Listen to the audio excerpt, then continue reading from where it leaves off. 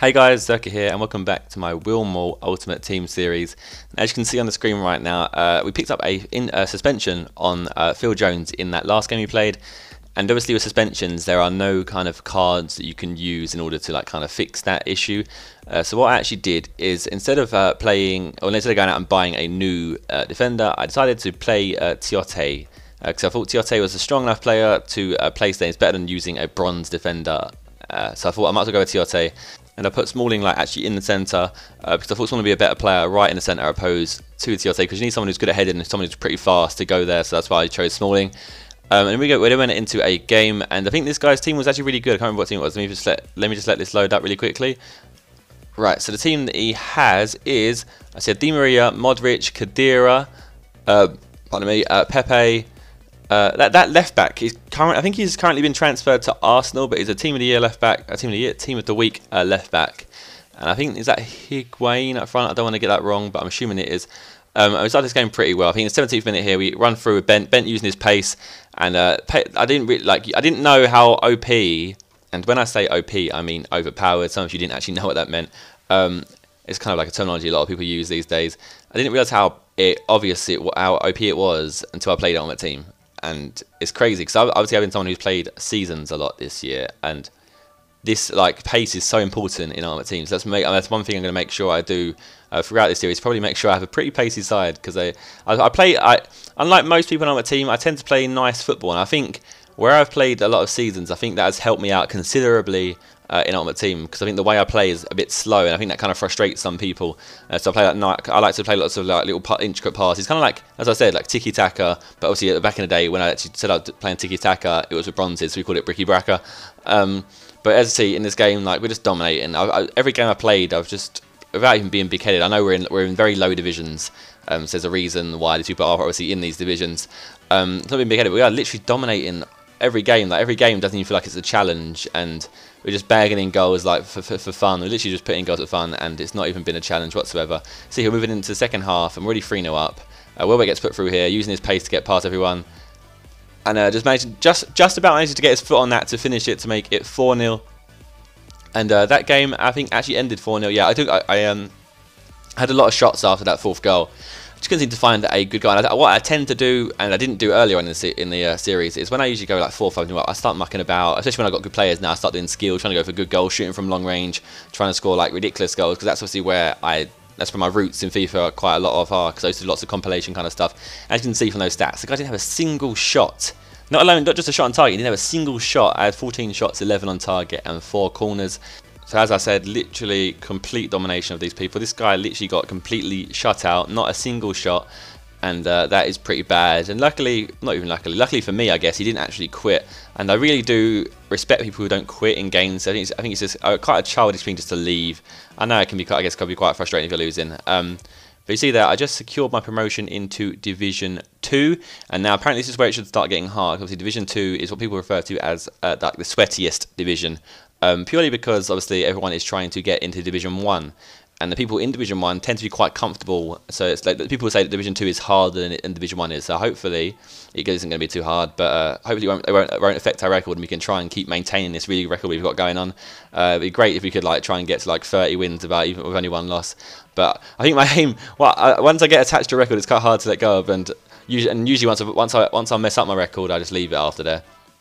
We just signed 2 players. We signed Jarvis from West Ham. As much as it pains me to sign someone from West Ham, he is a really good player in this game. Many of you have said that, and from playing against people who've actually used him, I've realised that. I also picked up Johnson. I picked up both of them for pretty cheap prices as well, so I was pretty impressed with the prices I picked them up at.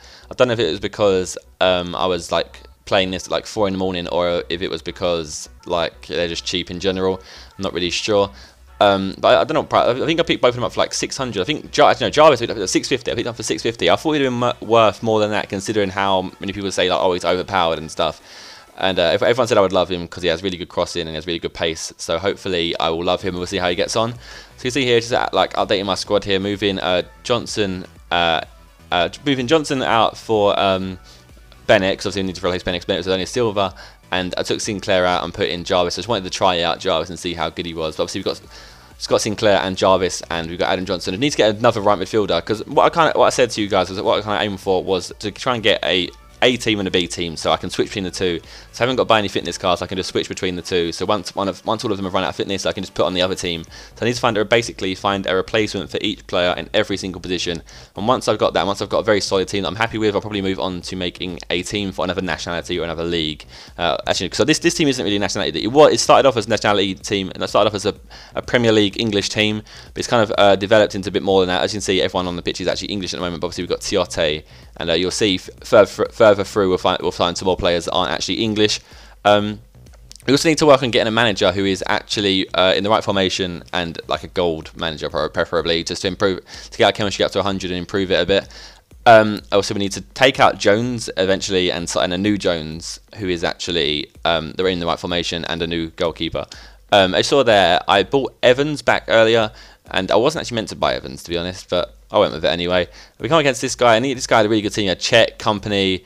I think this is the guy who had M&EK up front, and as soon as I saw this, I was a bit scared. So obviously, I was expecting some serious pace abusing, and not that I can talk, because I've got Bent and Welbeck up front, as long with Jarvis and Johnson, all really pace players. You see here, M&EK showing off his pace, getting down the left-hand side, and the guy tries to cross it in, and luckily I managed to get on that, because otherwise that could have been a goal. And I hate conceding early goals, because it really affects my performance throughout the game, I think. And you guys have heard me say that so many times. Ben managed to tackle there, gets lucky, and then passes through to Welbeck. Welbeck luckily gets the ball through and managed to put that in the net to make it 1-0 to us in the 9th minute. And when I score an early goal, I pretty much get, not game over, but I feel very much in control of the game as soon as if I score an early goal. And straight away in the 10th minute, Jarvis breaks through down the left-hand side, does a nice little turn in, does a heavy touch there, triple tap X cross, so it goes along the floor, and Lallana is there at the back post to slot that into the top corner to make it 2-0. Jarvis then breaks it again down the left-hand side in the 14th minute, and I didn't really, his pace is so good. Cross it in, nice cross to Bent, or is that Welbeck? Welbeck gets his head on that, and Welbeck then gets it onto that again from the rebound of that save, and then makes it 3-0. And as always, the person quit as soon as it hit 3-0. People just tend to quit at 3-0, because obviously if you quit, it ends as a 3-0 result anyway, unless it is more than that. So obviously it was only 15 minutes in, so the guy had no chance. He sort of had 63% possession, 5 shots, 5 on target to his 0. I mean, there was us actually winning the Division 3 title, and from that we actually got a lot of coins. You'll see in a minute when I go back into the marketplace bit that I think I actually have like 7,000 coins now. So definitely racked up some coins. As I saw that, I sent Jones to the trade pile in order to sell him and try and replace him for a new Jones that is actually in the right position. So I listed him, and I think I put him up for a bit too cheap. I don't know what spurred me on to put him up for the price I put him up. I think I was looking at footwiz.com again, looking at that, but I'm pretty sure that this was cheaper than he actually goes for. Because if you see, I then go to try and buy a Jones in a 3-5-2 formation, and I'm assuming maybe players in a 3-5-2 formation are worth more than players that aren't in a 3-5-2 formation. And as you can see here, we go back into the market to try and find that Jones that I was talking about, that Jones to replace the actual Jones we've already got. And as you can see, I searched for a 3-5-2 centre-back playing for Man United, and obviously we come up with these Joneses here. And as you can see, there's a Jones there for 900. There was actually another one as well. I think I quickly looked at how many contracts both the players had. I think this one actually had more contracts than the other one, because that's what a lot of you guys reminded me to tell me, which I always look at anyway, is that when you sign a player, make sure you look at the prices and then try and find one that has a similar contract. So you'll see here, that Chesney was the same price as that Chesney. No, this Chesney was cheaper by 50 coins. If I hadn't looked properly, I probably would have signed the first one for 900. And he only had 3 matches on his contract, where this guy actually had 18 matches on his contract, was only worth 50 coins less. But usually, like, you can find like 2 players of a very similar price.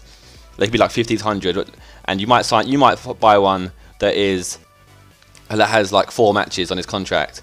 But then if you look an extra 100 coins above that price, you might find one that has 20 games on his contract and is only worth 100 coins more. But obviously it's going to cost you more to replace them contract matches than just signing a player for 100 coins more. He's saying £100. So that's something you could look out for. That's one tip I can give you. I can't give you any tips because I don't play on that team that much. But I'm starting to learn. I'm definitely starting to learn. I picked up some of your tips from the some of your trading tips in the comments in the last video. I also looked at some. I also actually signed into web app for the first time ever yesterday, and I had a little look on how that works. So I might do some trading live streams, some trading videos maybe soon to do intertwined with this series as well. Maybe me trying to make some coins so I can try and improve my team. So if that's something you'd be interested to see, then please do leave a comment telling me so. And you see here, I picked up a David Luiz for, I think that was 2,800. I did the same thing as well. I found one for 2,700 before, but this guy had, I think this David Luiz had a bit more contract than the other. But that is the end of today's episode. It's very late today. I know. I'm sorry. I've been out all day. And you see here, if you want to click out my Meal Crew episode from yesterday, that is linked on the screen now. And if you want to subscribe to my Let's Play channel, there's also a link to that as always. And I shall see you guys in the next episode. Goodbye.